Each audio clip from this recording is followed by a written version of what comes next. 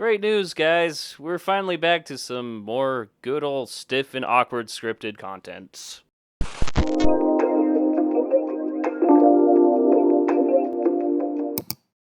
Yeah, I'm just gonna lay it all out there. This series has been kind of a weird pivot into something I was never completely sold on, but don't worry, these topic-style videos aren't going away anytime soon. I'm just probably gonna opt to tune down the serious act, or, stop pretending that this is cinema shit and not just me trying to be another disgruntled minimum wage employee turned content creator. But never mind that. We've picked a good one for today. Jesters, clowns, the kinds of bomb-ass freak show OCs you find on DeviantArt. I know we ain't in the Halloween season. Just chill, okay? The internet, as most of you are probably aware, has a thing with these characters. I mean, the amazing digital circus cemented Pomni into the collective conscious of everyone. Whether you know or are familiar with Glitchworks projects, It's Gooseworks, actually. Have taken a dip into the pool of endless slop parody animations, or likely fall somewhere in between. It's undeniable that Pomni has had a deep effect on us. Yeah, this aloof, mentally unstable girl failure has low-key sort of become the mascot of fandom culture in recent years. So as someone who is invested in fandom shit, Pomni's cruel yet entertaining existence was inevitably going to spark some form of lengthy topic video eventually. If you're a Pomni fanatic like I am, then I would bet that that's why you're here. Think about it. The latest Amazing Digital Circus episode releases. We all fall in love again with Pomni for the millionth time, and then we're left with that feral desire to absorb as much as we possibly can in order to ride out that serotonin high whilst not getting it directly from the show's creators. Yeah, I get you, don't worry. As the good little f***ed up internet gremlin I am, I tend to hyperfixate on certain whimsical characters whom fandoms like to pump out. That was not a great word drop there. I'd posit that this is in substantial part because we are attracted to these qualities in fiction for how preposterous they are in a practical sense, serving as a means to escape the rigid laws and constructs of modernity. So someone like a Jester, Joker, or Clown would naturally fall into that sort of role. Massive pluses if they are capable of some insane four-dimensional mindfuckery and can pull all kinds of shit out of thin air. If you feel like we're hovering around a central point of this video and that we can more or less seal the deal here and be on our way, well, okay, yes, we are attracted to these characters who are able to present the wacky, zany sides of ourselves that we are forced to keep hidden away. And yeah, I can see that being a decent conclusion to derive from this video. But I think with a little too much free time and a tidge of delusional writer syndrome, we can really flesh this out. No, I want to dive deep into this phenomenon and peel back the fascinating history of clowns, jesters, mimes, the whole lot, and their ever-evolving roles in entertainment. As well, I want to explore how we've received some of the most iconic Jester characters to ever grace us today. Take Jevil, for example. If you're unaware, he's a boss in the Deltarune franchise whom you meet in a side quest. As for standout details, his tail forms a J-hook as a little nod to his name. You knew that, right? You knew that. You'd be correct to point out that he's of the chubby little weirdo character faction, and that oddly strikes a rhythm with a lot of people. Like, Jevil is by far the most popular boss fight in Deltarune, so much so that his theme song has been heavily tied to the game's branding, and he's not even a part of the main story progression, though the verdict on whether or not he serves a pivotal role in future chapters is still out as of early 2025. I think without really getting into the lore bomb that is a Toby Fox title, Jevil is kind of like the Sans of Deltarune. Not only is his boss fight considered the hardest in the game, similar to Sans with Undertale, respectively, but I mean the two give off really similar energies. And we all know what Tumblr did with Sans back in those oh-so-formative days on the internet. So to summarize, I definitely think, and this is gonna sound so brain-rotten, but there's a Tumblr sexy man quality that is achieved with a character like Jevil. He speaks almost in riddles. He knows he's powerful. He enjoys toying with his victims. He doesn't live by society's rules. How bad can I be, etc., etc. I still don't know if this excuses the metric fuck-ton of Rule 34 art of Jevil out there, but go off, I guess. For those who did not need to know that he's so incredibly thirsted over, well, I'm an information broker. What can I say? Maybe there's something more to this Jester thing than merely just the vibes that certain Jester characters bring to the table. Let's continue our exploration. Fizzaroli, or Fizzaroli, sure, from Hell of a Boss, is another character who I've noticed make rounds as of late. He, or they, let's be honest, they're a fun one. I initially brushed this character aside when they debuted as a fair at best attempt to introduce a clown-themed spin to the existing madhouse that was the cast of Hell of a Boss. In fewer words, I was unimpressed. However, Fizz totally has something to add to this conversation. While their character design doesn't feel at all unique to the Has-Been Hotel and Hell of a Boss art style, both visually and narratively, they still have an undeniable appeal. There's just something so fascinating about a character whose entire thing is just being some bright, catchy, overzealous circus freak. Maybe they actually do work in entertainment. Maybe they don the iconic suit because they are mega self-aware Dorcases. Hey, I mean, I get it. Or maybe they're rage-induced psychopathic megalomaniacs. But no matter the case, these weirdly specific character ideas I just sketched in your heads are anything but boring to watch. Depending on the particular roles these characters may find themselves occupying, their clothing style may reflect or emphasize the traits that typically accompany said roles. This goes for any character design really, but it's fun to spot the differential spins artists will take on clown or jester characters to help further sell that character's unique moral stature, skill set, or what have you. From what I've come to understand, there are a few commonly utilized clown motifs in licensed characters. There's the classic jester/fool, the circus clown, and the masked performer. You know, the harlequin types you'll often find in some European cultures. All three hark back to different artistic periods, though for the sake of reading clearly, I have been lumping them all together under one roof in this video, but you know, they should all deserve their own segments here. Just let me chirp a little. I have a sort of passion for the arts. I mentioned harlequin back there, and it's a word that provokes a very particular clothing design. Side note, if you decide to research traditional harlequin garb, I heavily advise you to be descriptive in your keywording, otherwise you may be greeted with some not safe for life images of a certain infant condition known as harlequin baby syndrome. Trust me, this is labeled as a not safe for life research topic for a reason. Anywho, the quote-unquote harlequin fashion typically consists of brightly colored geometric patterns showcased throughout the costume of whoever is cast in the role. This motif dates back to a quite famous Italian performance known as Commedia dell'arte. In fact, a number of common archetypal roles you'll probably recognize in modern works of comedy came straight out of this 15th century play. Without running your ears off, Commedia dell'arte gave rise to the whole masked performer aesthetic, which came to define the act of pantomiming as a skill, which, if you're following this loosely defined thread, would clue us in on where clowns originated also. The word clown comes from clunus, a Germanic word for someone who is a klutz, or acts clumsy. However, it wasn't until the late 1800s that the word clown finally had a face associated with the description. At least one that strikes the same image we think of today when we picture clowns. It's true that the clown, as we've come to know it, is more of an American phenomenon which reached peak popularity in the 1930s, right before the age of television. As it turned out, these goofy, blundering tricksters and laughingstocks were very marketable at certain events such as circuses, especially for the emerging youth population who, for far too long, lacked the leisure or privilege to enjoy anything that their aged-up superiors could enjoy. When the popularity of clowndom reached an all-time high with the youth demographic, a certain clown code of ethics was adopted, and it centered around preserving the mystique of it all. Which might sound familiar if you're a fursuiter or cosplayer. I'd also imagine that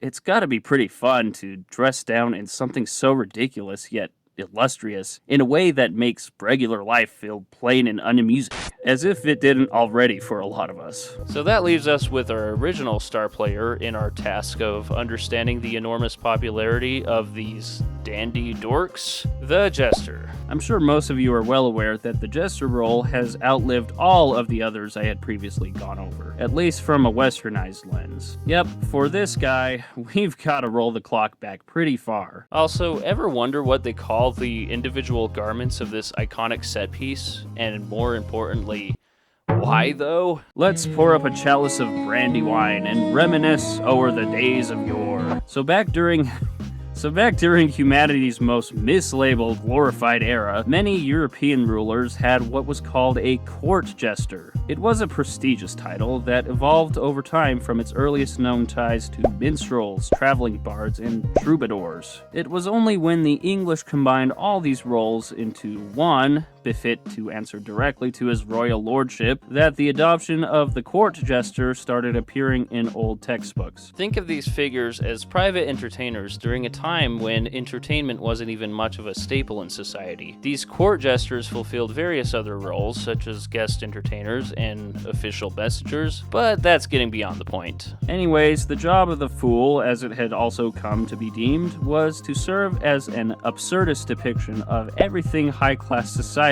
has sworn off. It was supposed to be, in many ways, a laughable representation of impurity aimed at the expense of those in the starving class, whom many which were the objects of this warped construct. However, in most instances, the court jester was a benevolent figure who, if anything, helped bridge the disparity gap between the king and all his reluctant followers. For all intents and purposes, the court jester was made to be a fun centerpiece in a castle environment and thus pined for as much comedic amusement as he or she could possibly squander. To do this, many would don what has ever since been considered the profession's most iconic piece of garb, the jester hat. This was usually a cloth cap done up in any way to allow for bells to dangle off the hat freely, resulting in a constant jingle with every movement. Seriously, people thought this was peak comedy back in 1425. Oh, how far we've come. This is also where you get the curly-toed shoes, the bright mismatched color patterns, the club with a pig splatter tied to it containing a bunch of dried peas. Oh, yeah. That one's a little less common. That ruffled collar, they were all to attract attention, likely away from the atrocities the king and his royal knights were committing. And now, in today's online culture, the jester role has been somewhat reprised to a surprisingly similar level of adoration in queer spaces especially. And better yet, I would argue, still serves as a fun comedic figure to distract us from the evils of modern society. At least, that's what my clowncore-obsessed anti-capitalist Discord friends would say. The rebellion's gonna be crazy, y'all. So yeah, I'm sensing a lot of parallels here between the cultural iconography of the Jester then and now. The only major difference here being that anyone with a little money or drawing skills can hop onto DeviantArt or Fur Affinity and show off their very own takes on the Jester trope in the form of an OC or Sona. And if all we're doing is distracting ourselves from cold, hard reality, I think we're doing a damn good job at it.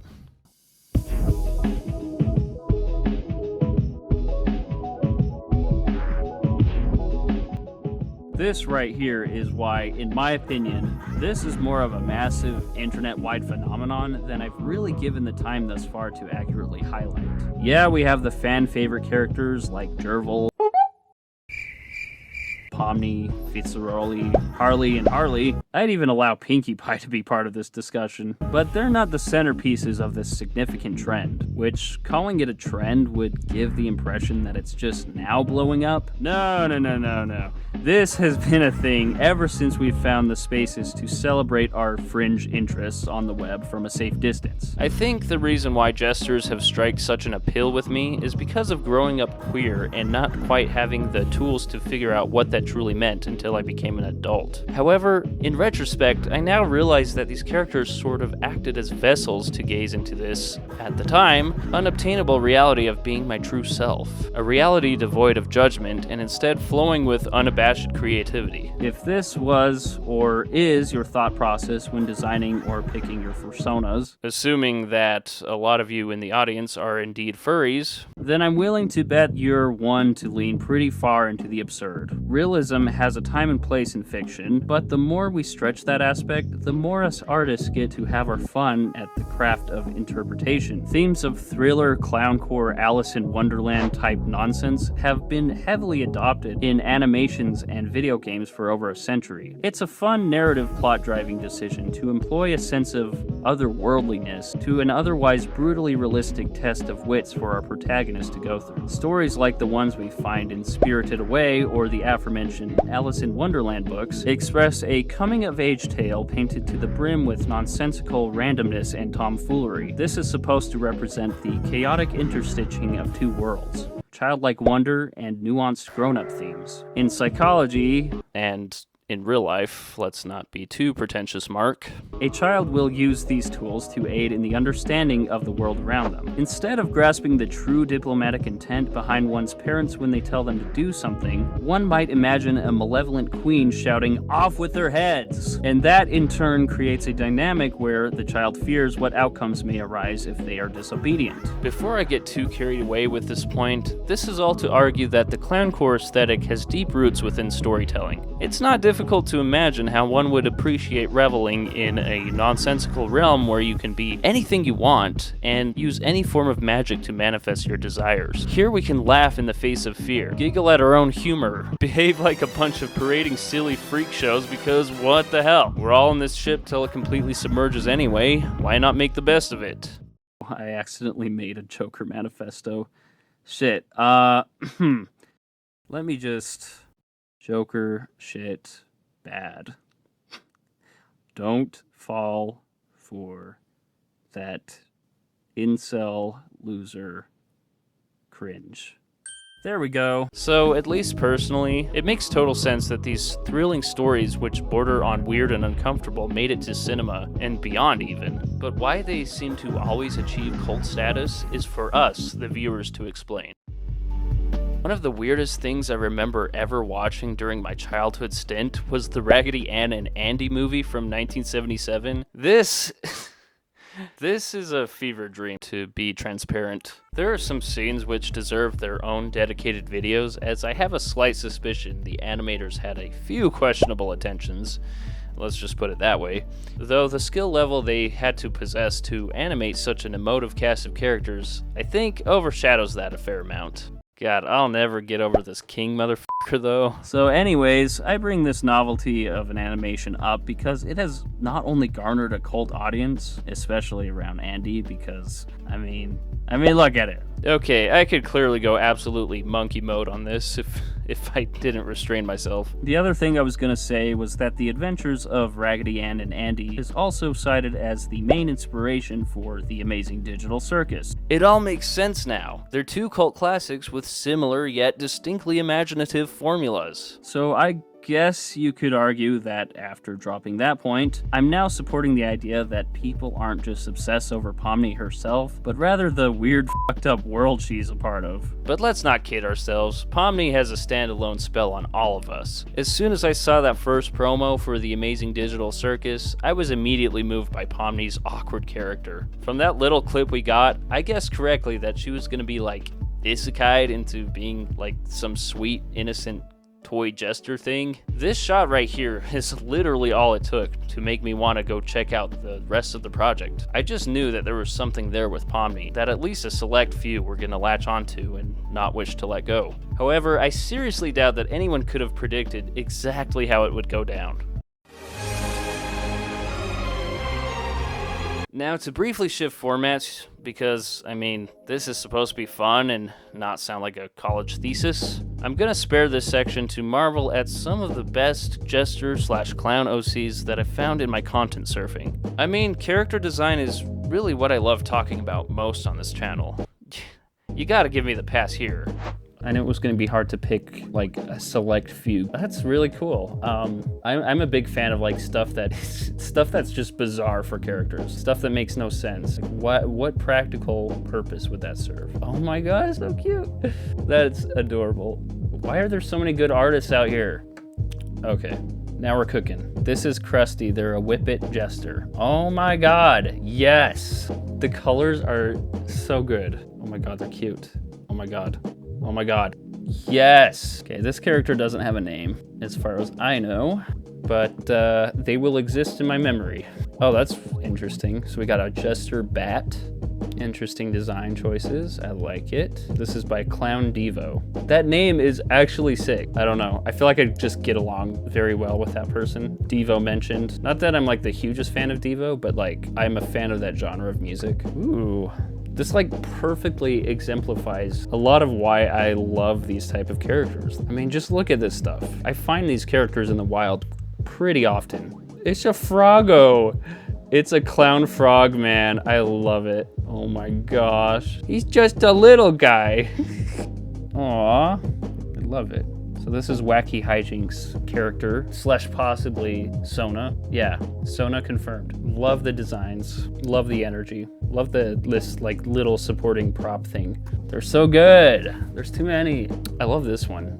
I can't pin a style, but I'm leaning like Oriental. That's what it's giving off. Ooh, it's an imp clown, or maybe not an imp. Yeah, this one's quite intriguing. I love the outfit design, the tail. This is by Ludo Lanius. I love this one in the middle. I know it's like less clown themed, but it's, oh my gosh, this is piquing my character design interest the most right now. I too have officially come out with my first Jester OC recently. Her name is Curry, and she uses the motif of a cow of all things, which I think creatively adopts that whole Harlequin aesthetic in her patterns. I love them. That's really all this is. I'm just giving myself excuses at this point to be a total nerd for whimsical character design, which is my favorite of the ways to design characters, as many of my favorite pieces of media would imply. So, let's see. We've explored the origins of clowns and jesters as permanent examples of high-life entertainment in society. We've explored the media that celebrated these figures throughout modern history, and we explored why we OC artists are so attached to these funny, haha, whimsical ideas that birth some of the most interesting characters to ever stumble across my screen. Seriously, y'all, you gotta chill with how good these are. Just as a side note, I will be including links to all the artist posts that I've used in this video. I made sure that they strictly came from public accounts, and that I have no intention of re-uploading or selling them. Anyways, I hope this was an interesting dive into what I thought would be a fun topic to start off the year. I guess if you've made it this far, it's pretty clear that I've like really gotten into this clowncore shit lately, just given how emotive I've been throughout this video.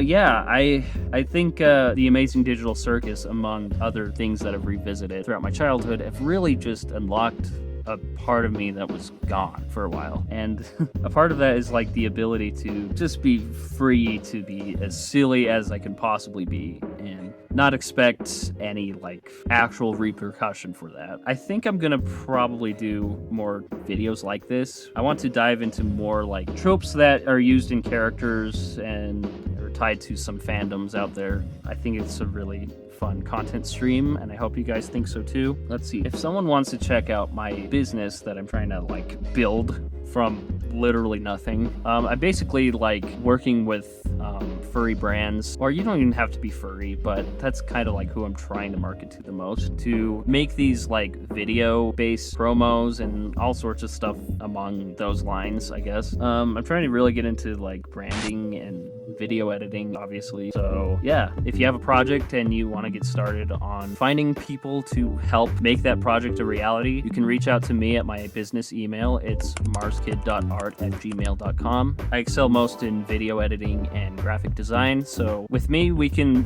put together some pretty cool stuff, honestly. And if you're less into formal stuff, because I am too, then I do have a Telegram where I handle business as well. It should just be marskid_art on Telegram. And yeah, I think that kind of covers everything I wanted to say in this little outro segment. And with all that out of the way, big cheers. I'll catch you legends on another day. Gotta bounce. Okay, that is it. Ah, God. My butt fell asleep.